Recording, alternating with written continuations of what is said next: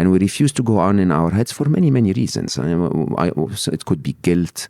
It could be an ego. The ego is, I love them, so how can I move on?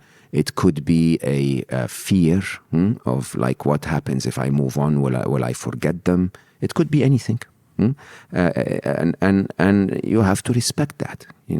Those emotions are not within our control. They are outside our control. Now, let's understand where those emotions come from. And I think of all of my work, I think the one that really, really made a difference to the world was the happiness equation in Solve for Happy, in my first book. So happiness is not as unpredictable as people think it is. It follows a mathematical equation.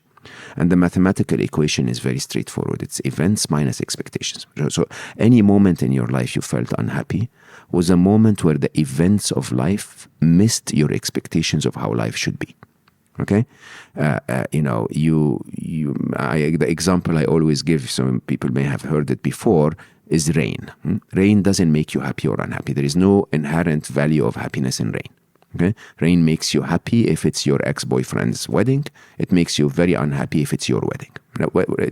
The comparison is, I expect life to be nice to me on my wedding day, and I expect it to be lousy to my ex-boyfriend on his wedding day. The event rain is compared to those expectations, and you end up in a place where you're happy or unhappy. Now, if you understand this, you realize that our unhappiness in that case, by the way, it means that happiness is not what we think it is. Happiness is just that peaceful contentment we feel when we're okay with life as it is.